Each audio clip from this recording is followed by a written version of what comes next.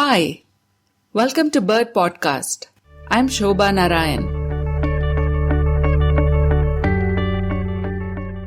It's special because it includes one of the very last stands of old-growth bald cypress. That's Dr. Jerome Jackson, a noted ornithologist based in Florida, and we are talking about Corkscrew Swamp Sanctuary near Naples, Florida. Located in the heart of the Everglades ecosystem of southwest Florida, Corkscrew Swamp is home to raptors. I saw 5 magnificent black vultures feeding on fish while I was there.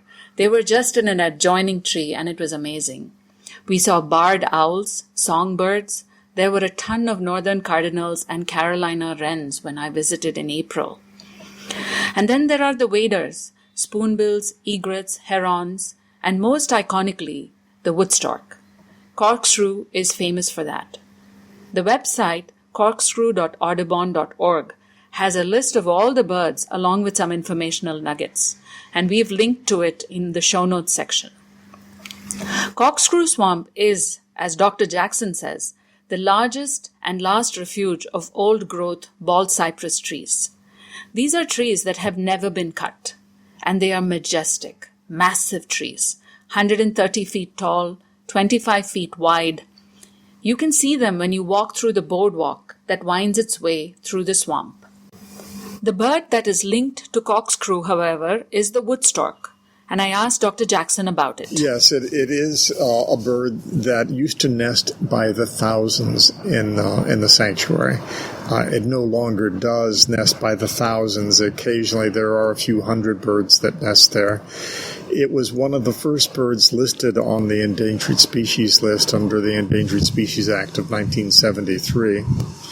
Recently, however, the federal government has removed it from the endangered species list, which, in my opinion, was a bad mistake. I don't think they should have. The reason why they removed it was because by law, citizens can petition to have the status of an endangered species reconsidered.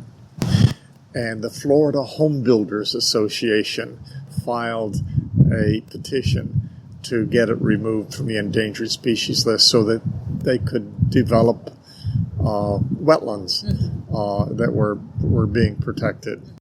Let me apologize for the quality of the recording.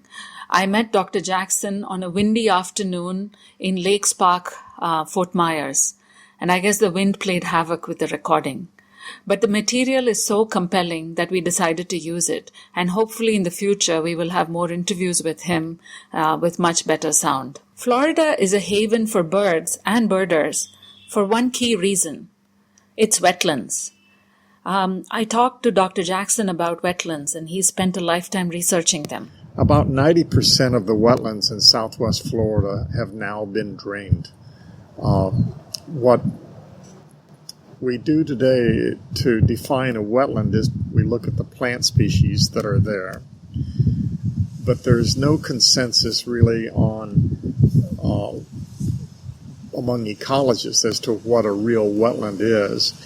And the understanding of wetlands, I think, is something that is sorely needed to be brought out. Wetlands are different from other bodies, water bodies like lakes or rivers and landforms, in 2 ways. Their water level should not exceed 6 meters, according to the Ramsar Convention. And also they are defined by the types of aquatic plants that are nourished there, as Dr. Jackson said. Wetlands needs to have standing water for long enough periods to nourish aquatic plants. The Ramsar site at ramsar.org, that's ramsar.org, lists wetlands in a variety of neat ways. You can see how many each country has, for example. The US has 36 wetlands and India has 26. You can separate them by quality, whether they are inland wetlands or coastal wetlands. You can see that I've been spending hours on this site. Wetlands occur naturally on every continent except Antarctica. And the largest one, no surprises here, is the Amazon River Basin, and also the Western Siberian Plain and the Pantanal in South America. I didn't know about the Pantanal. It is in Brazil and also adjoining countries and nourishes an astonishing array of aquatic plants. There are many definitions for wetlands. A technical one is that it is a community of hydric soil and hydrophytes. Hydric soil is soil that is saturated with water, and hydrophytes, as Dr. Jackson says, are aquatic plants. He has a pithy definition as well. A wetland is wet land. It is not a pond, not permanent water. It is wet land. Part of the year it has water on it, part of the year it's dry.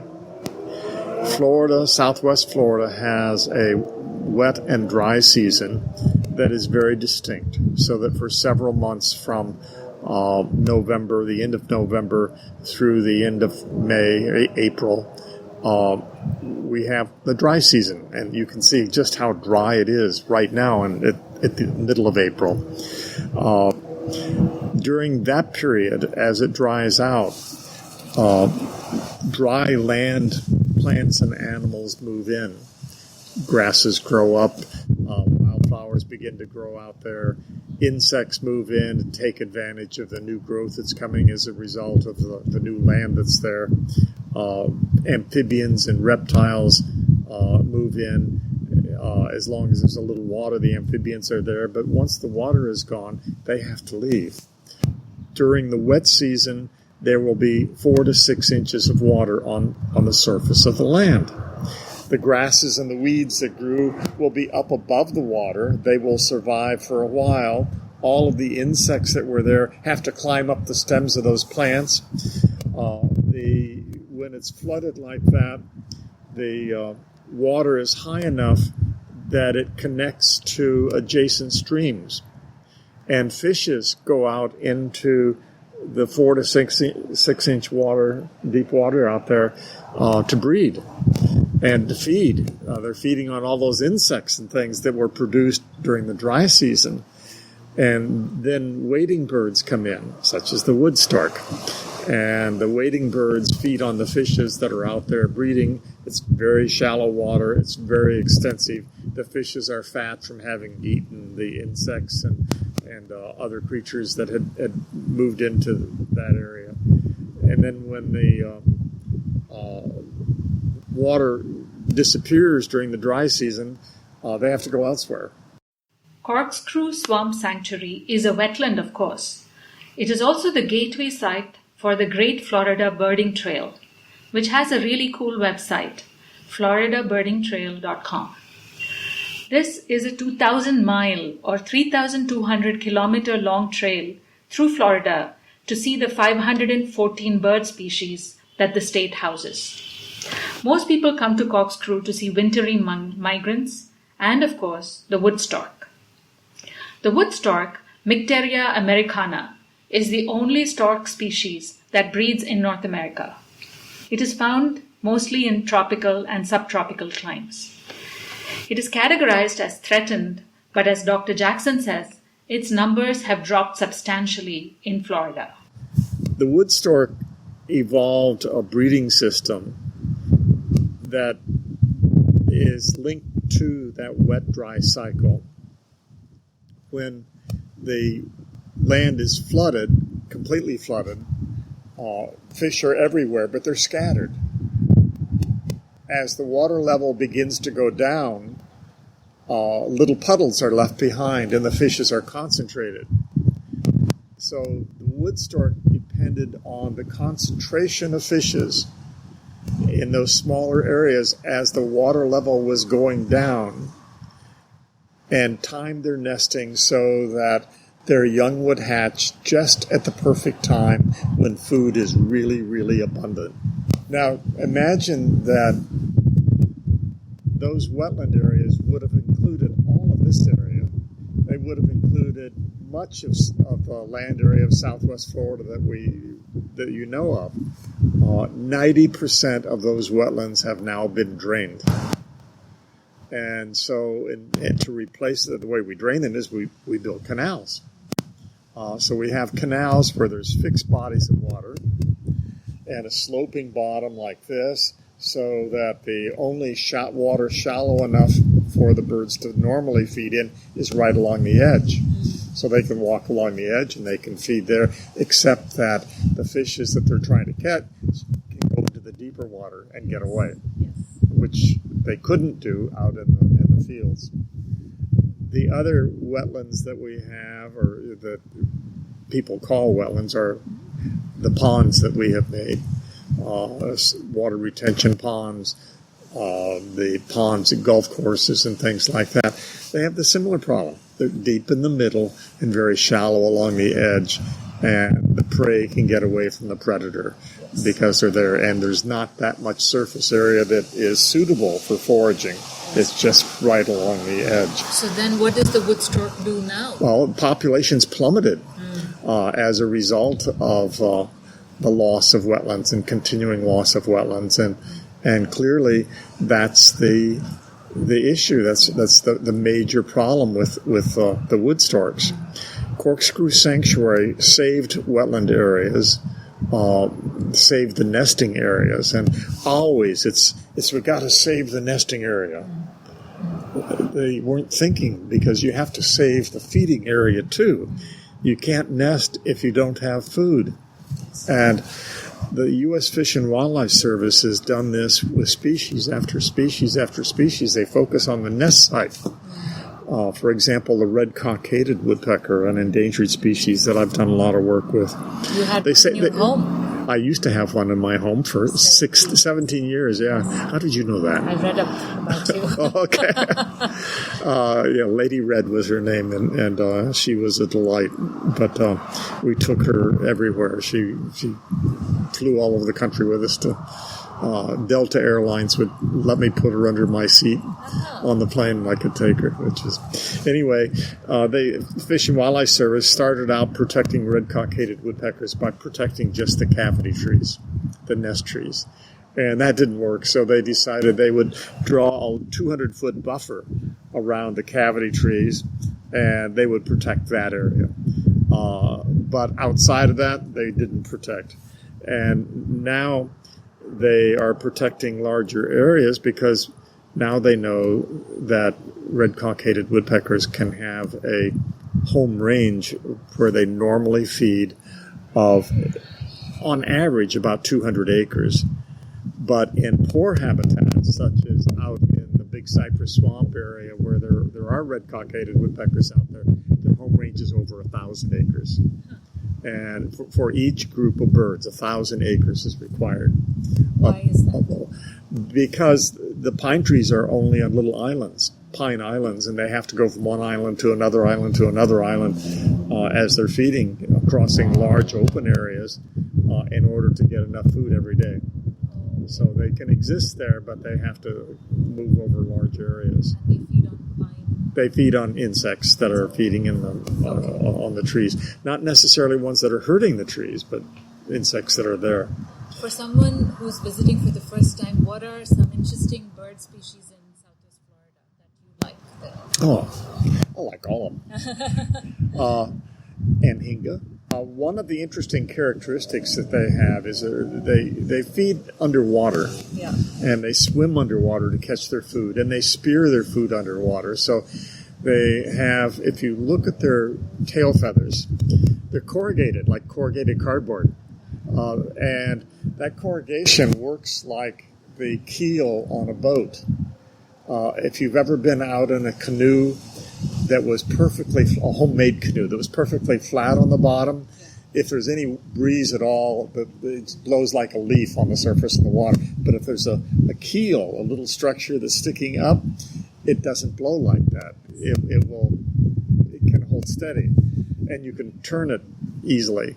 The Anhinga has those feathers that are quite wrinkled, corrugated, so that it can make sharp turns very quickly without slipping through the water, without sliding sideways. It works like Anyway, that's one of the adaptations they have. Another adaptation they have is that they have little tiny sliver-like points extending from both the upper bill and the lower bill all along the edge, hundreds of them. And they're like tiny teeth, all of them pointing backwards, so that when the anhinga has a fish in its mouth and it's holding it in its mouth, the fish is still alive and it's struggling. The more it struggles, the more it becomes impaled, and it can't get away. The problem with it is that anhingas don't impale all of their prey. If it's a small fish, anhingas will catch it in the bill and then try to swallow it. Modern nylon ropes, are killing anhingas because people are using those ropes for their anchors. They're using them to tie up at a dock, and the end gets frayed. And when the end gets frayed and it's in the water, the individual strands spread apart like this. The tiny fishes think their safety, it's like a place in the vegetation, and they go in there to hide. The anhinga sees the little tiny fish in there and goes in and grabs it.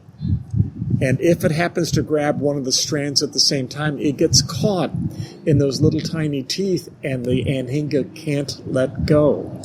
Many times they just drown underwater because they can't come to the surface. But if they can pull and break the rope apart, which they can sometimes do, then it gets wrapped around their bill, and they can't open their bill, so they can't swallow anything, and they starve to death. We've now found 6 anhingas in Collier County and Lee County that have died as a result of getting caught by rope. And so we're trying to educate people about that, and it's quite a difficult problem that I don't know what the answer is except education, to get people not to let their ropes fray and to keep their rope out of the water.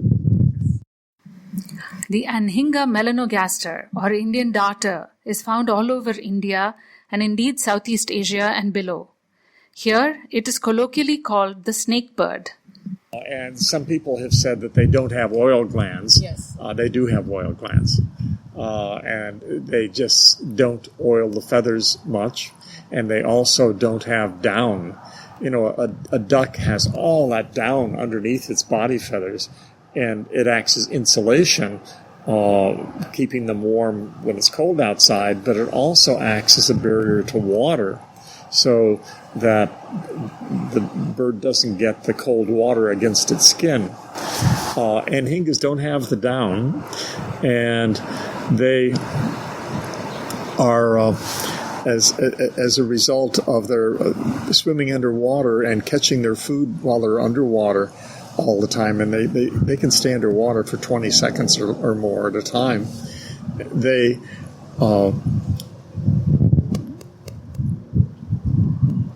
have to use as little energy as possible.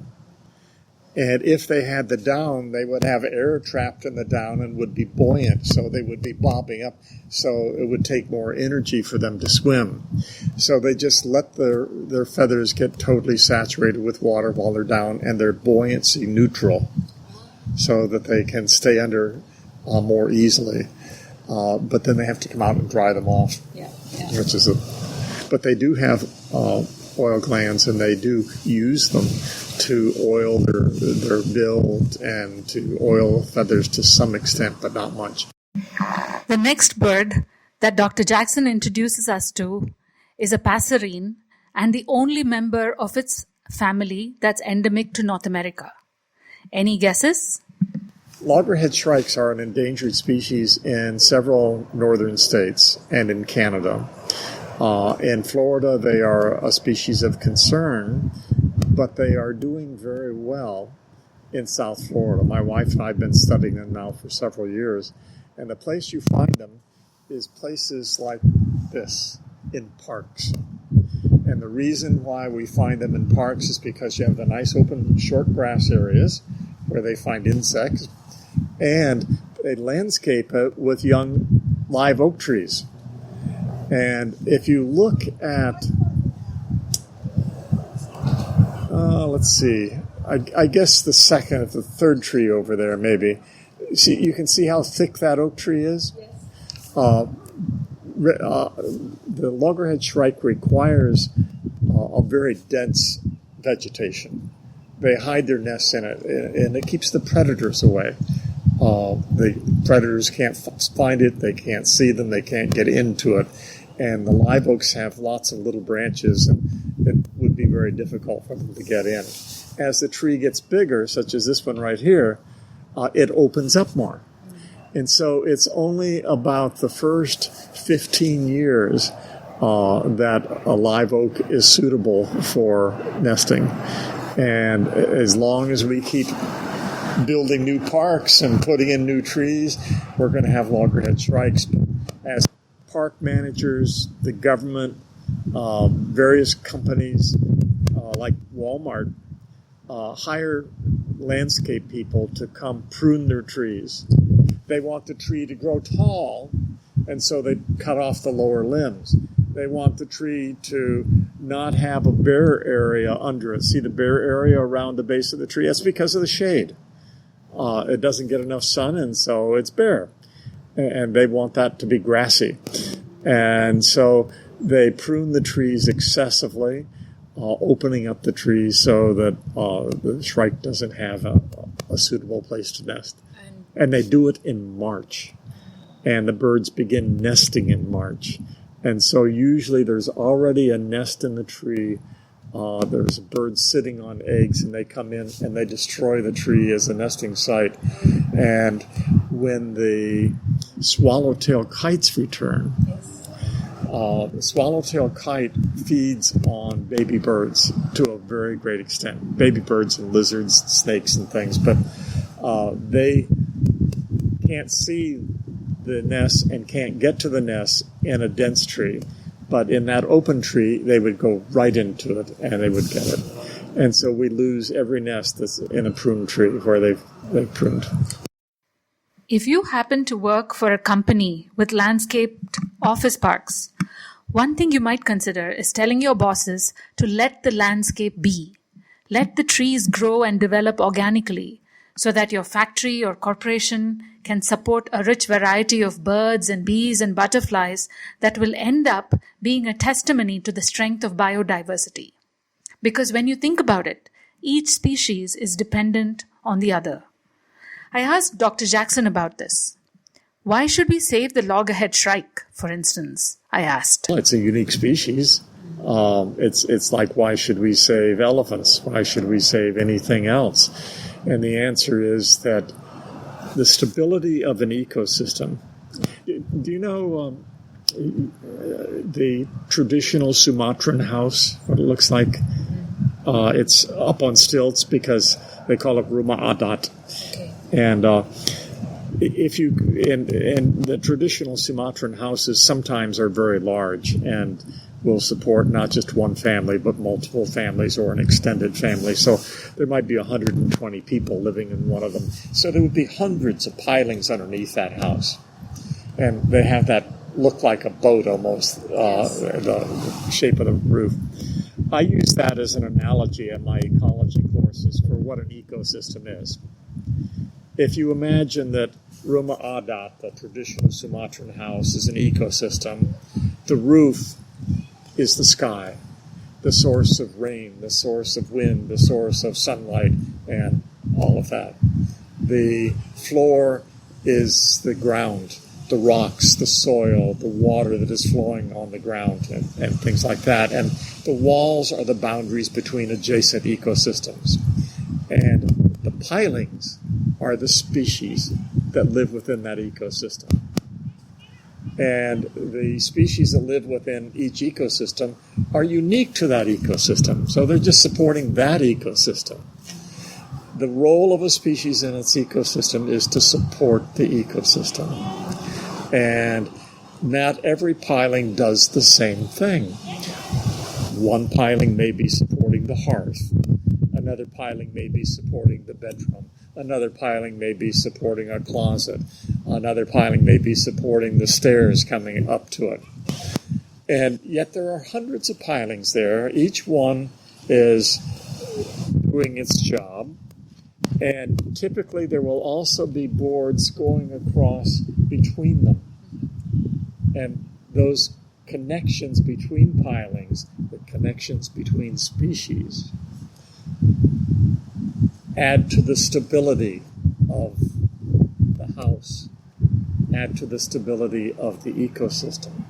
And the more species there are and the more interconnections there are, the more stable the ecosystem will be. Now, I would tell my students in Sumatra, I said, you can go out to Rumah Adat and you could cut down one of those pilings that is supporting Rumah Adat, and it will still stand. It's not going to fall down. Maybe you could cut 2, maybe 3, maybe 4, maybe 5. But which 5? Because it depends on the connections there are among pilings, and it depends on what part of the ecosystem it's in, what it's doing within that ecosystem. So maybe it's especially tall one that's over the hearth area, or it's not a tall one, but a big one, stout one that's there. So the loggerhead shrike is unique, and is it endemic? It is a unique species. It plays a major role within the ecosystem. It is a predator, but it's also prey. Yes. For other species. It has lots of connections. It controls a lot of large beetles. It eats a lot of large beetles, which are injurious. So it helps with insect control. Does it have any fascinating adaptations or any quality? Yeah, it has a bill that has a little tiny hook on it. It's got the tip, but then in addition, there's a tooth there. Mm-hmm. And it uses that little tooth. A loggerhead shrike's head is a little bit flat, as bill is curved. Yes. And the bill goes down like this and like that. That little tooth right there is just a part of the bill. But the kestrel, the sparrowhawk, has that also. Falcons have that. And they use that to sever the spinal cord of the small mammals and small birds that they catch. And also to break off the hard parts on the beetles that they get. So it's got that special adaptation for the... And when you say the swallowtail kite, yeah. Where do they return from? So they're migratory? They migrate, they breed here. Mm. They also breed in South America, but the ones that breed here fly to the Amazon basin for the winter. And they disappear in August. And after they have nested here, they gather in roosts, sometimes of several thousand birds, for usually near water where there's lots of prey, to feed and fatten up, to migrate south. And then one night they just disappear. And nobody really knows how they travel, what direction they go or anything, but they just suddenly are gone because they fly at night. Nobody has put the... Yeah, they're now getting... Yeah. And why do they have a swallowtail as opposed to other kites which don't? Think of one of the birds that have a swallowtail. The barn swallow, the scissor-tailed flycatcher. They are all birds that live in open areas and birds that catch their prey on the wing and have to make twists and turns. And again, it's like the rudder on the sailboat. Having those tails, long tails like that on the outside, they're capable of manipulating their flight movement a lot better.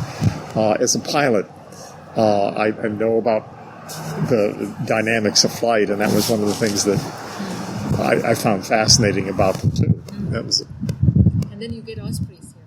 Osprey doesn't have to maneuver much in the air. It has to be able to hover, and then it dives into the water. So it needs big, broad wings, which it has, relatively broad this way and long, so that it can just stay motionless in the air with as little movement as possible in order to locate the prey and aim for it when it dives down.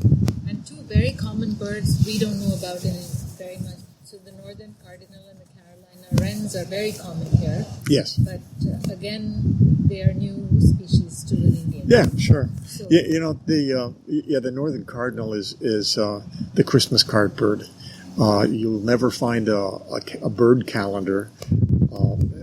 People like to give people calendars at Christmas time, and I used to make calendars, and the printer, the company that I was doing the calendar for, said, "Oh, you have to have a cardinal. Calendars have to have a cardinal on the cover. That's a cardinal cell." That was so we always had a cardinal on the cover because it's a pretty bird. It's a beautiful bird. Is it the only red bird that I see around? No, we have scarlet tanagers also, and scarlet tanagers are migrant. They spend the winter in Central and South America. The cardinal is a resident bird. And how do I differentiate between the scarlet tanager has black wings. And the cardinal has black, which has a black sort of a necklace. It's got a little bit of black on its head, yeah. Yeah. A little bit. And the male is bright red, and the female is very dull colored. And so we've gone through some birds. Any pelicans? I've seen pelicans here. We have two pelicans that can be found here, the white pelican and the brown pelican. The brown pelican is a resident bird. It's here with us year-round. They nest in the area. They have incredible, their bill, is very long, but it's also incredibly light. The bone is like it's made of balsa wood. It just is very, very, very light, but structurally sound because of the interconnections, again, that are within it, that they provide it with support. Why is that adaptation for a pelican? The big pouch? Mm-hmm. It's used not as a pouch to carry things in, but as a net to capture their prey. When they dive into the water, that pouch that is just throat like this opens up this big. It's like a bushel basket, and they can scoop it up. And the first thing they have to do is to force the water out of it. And they close the bill and get rid of the water while keeping the fish in. And they can fly long distances? Yeah. They also have a very interesting behavior. You'll often see them flying very close to the water with their wings out, and they're just gliding right along the surface of the water without moving. And you have to ask, why? How can they do that? And the answer is something you'll notice next time you fly. If you're flying tomorrow, that when the plane lands, you're coming into land, and you're just close over the runway, and it doesn't touch ground, it doesn't touch down, doesn't touch down, doesn't touch down, then finally it touches down. And the reason it doesn't touch down is that the plane is pushing the air down, and the air is hitting the ground and coming back up, and it's pushing the plane back up. And it's called the ground effect. And the ground effect keeps you from landing for a long time. And the Pelican has, still call it a ground effect, I guess, but it's over the water. And the water is pushing the Pelican back up, and that's what's keeping it up there. And then Sandhill Cranes are abundant. Sandhill Cranes are relatively abundant, but they are birds that nest and feed in wetlands, and their numbers have declined dramatically as a result of the draining of wetlands. But we still have a lot of Sandhill Cranes. Very, very interesting birds. Why? How so? In Florida, there's a characteristic of them that has been described and is rather obvious, that in the fall of the year, they're gray. But by midsummer, that following spring, by March, they're starting to turn rusty colored. And it's individual feathers that are rust-colored. And they have a totally different color. There was a paper done, this scientist up at the University of Florida said, oh, well, it's a cosmetic coloration that they put it on their feathers with their bill. And he described it as this cosmetic coloration that they had to find this special soil that was this color that had certain minerals, and they didn't know why they needed these minerals. The guy's nuts, in my opinion. What is happening is, and it's a result of, again, looking at interconnections in an ecosystem, there is a dung beetle. You know, dung beetle, it's a beetle about this big that lays its eggs in cow dung and in the dung of other big animals, like deer down here. And their young are big in March. And the Sandhill Cranes are beginning to feed on those dung. And they get into the cow dung, and they're eating the beetles out of it. But at the same time they're eating the beetles, they're getting the dung on their bill. And, you know, they're not thinking anything of it. And then they preen their feathers. And the color just happens to be the same color as cow dung. So it's probably not something they're doing deliberately to change their color, but it is something that they do to change, and it does change their color, but it's just fortuitous. Should we talk about woodpeckers? Sure. Yeah, that's your. So I see the one with the red head. I see that. Is that the most common woodpecker in South Florida is the red-bellied woodpecker. Yeah. And it's probably the one you're speaking of, that the male has red that goes from the base of its bill over the top of its head down the back of its neck. Yes. It does have red on the belly, but it keeps its belly up against the tree trunk so you can't see it, and it's not much. The red-headed woodpecker also is here, and they nest here in small numbers, and they also winter here. And they are interesting because both the male and the female have a solid red head. They look identical. The red-bellied woodpecker, the female has red on the back of the head, but not on the forehead. So in every other woodpecker, the males and females are different. But in the red head, they are identical. So why? And the answer is something that we worked out years ago. The red-headed woodpecker is not much of a pecker. It can't excavate as easily as the other woodpeckers. It's a flycatcher.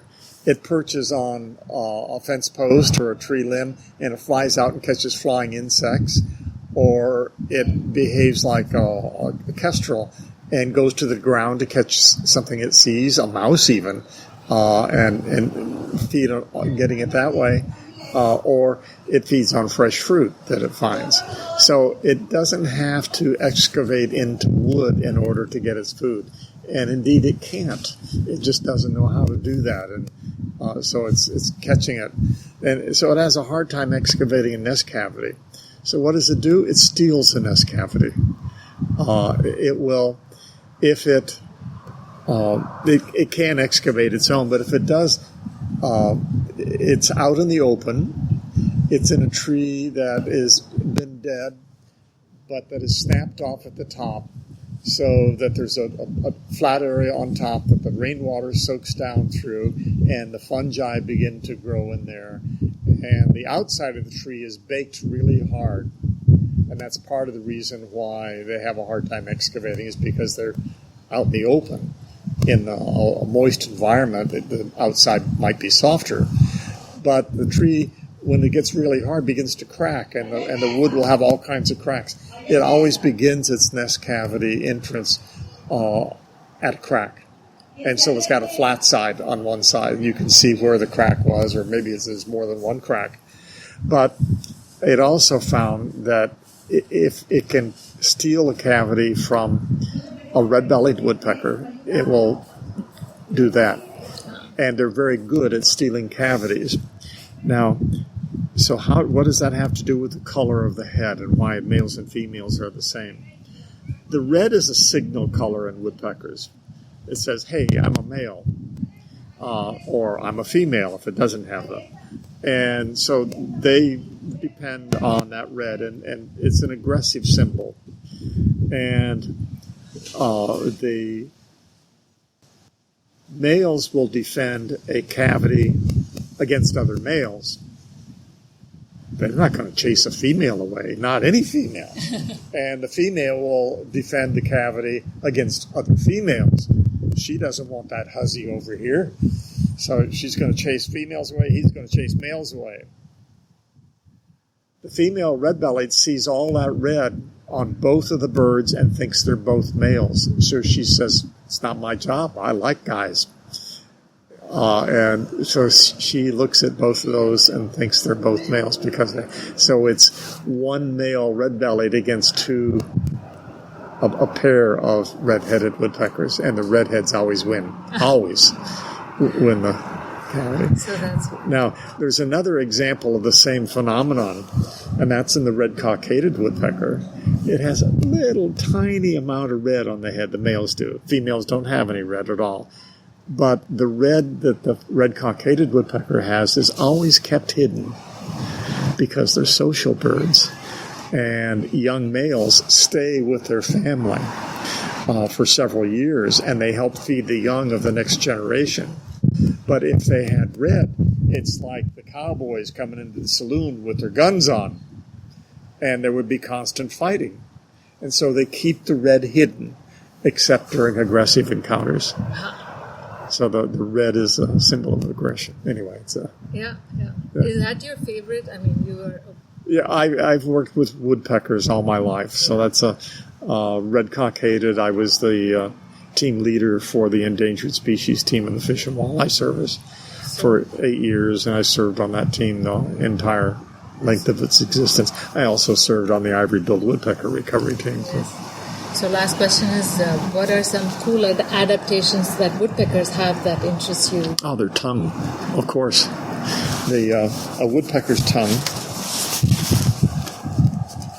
If you look in Alexander Scutch's book, Life of the Woodpecker, if you look in any ornithology text, Frank Gill's ornithology text, do you know who Frank Gill is? Okay, he wrote a great big ornithology textbook. A woodpecker's tongue has a tip that is very hard, and it has barbs that come out like this. It's pointed, so it looks like a spear. Okay? And so ornithologists for centuries have been referring to woodpecker impaling its prey or spearing it. That's not how their tongue works. It's not a spear. Think of it. Okay, so you've got a caterpillar and you impale it and you get it. How's it going to get it off its tongue? It would be stuck there. Yes. They use the tongue as a rake, not as a spear. Oh. And they go stick the tongue into the hole, and a flicker has a tongue that's maybe 6 inches long. It's a very long tongue. And it goes into the hole, past the insect, and then it pulls it back out. And it pulls the prey out. And the saliva that a woodpecker has, they have very large salivary glands, is sticky and keeps it there. But the tongue is very neat. The yellow-bellied sapsucker, which you don't have in India, you have no sapsuckers there. Sapsucker drinks sap, and its tongue, the bristles are more like a paintbrush, and it absorbs the liquid, and so it's adapted for different things. Yeah. After this, since the light was going down, Dr. Jackson and I walked around Lakes Park for about an hour. He showed me the birds, the trees, and how different parts of the ecosystem were connected with each other.